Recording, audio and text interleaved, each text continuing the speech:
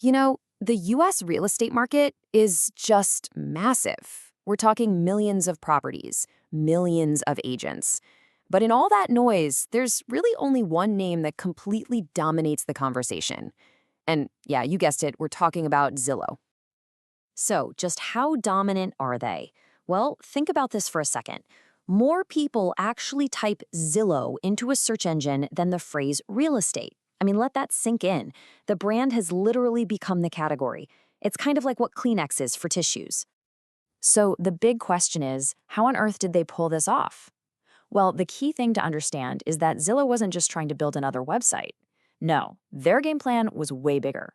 They wanted to create a whole ecosystem, a complete digital world where pretty much everything you need to do, buying, selling, even renting, it all happens right there under their roof.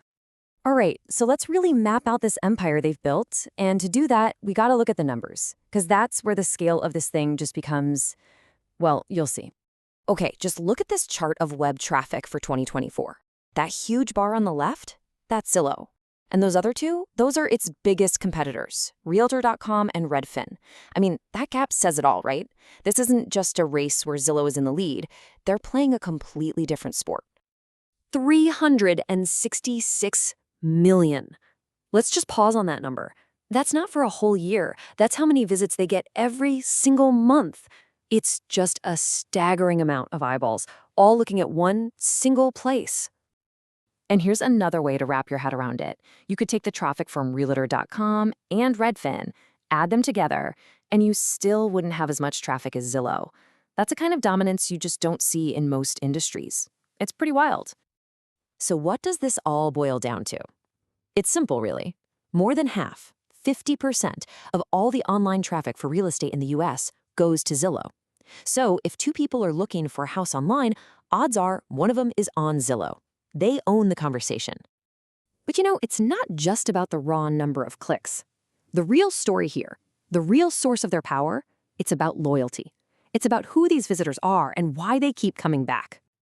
So check this out. Where do all these people come from? A whopping 80% of them are what you'd call voluntary visitors.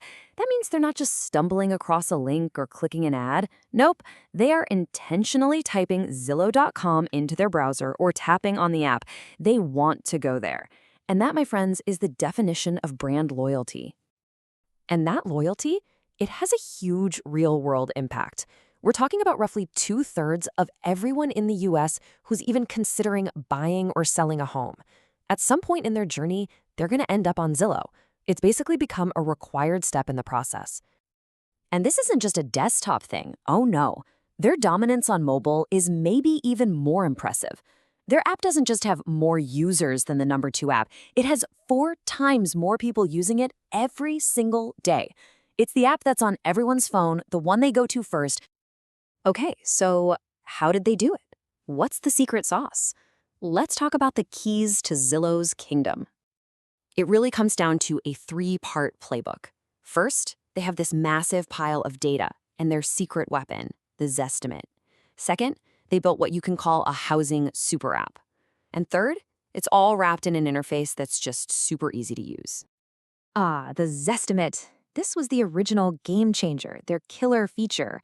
You got to remember, before Zillow, figuring out what a house was worth was kind of like a secret art. You had to ask a realtor, but Zillow came along, used AI and data from over 100 million homes, and just gave that information away for free, an instant estimate for anyone. That one feature was an absolute magnet, pulling in millions of people who were just curious.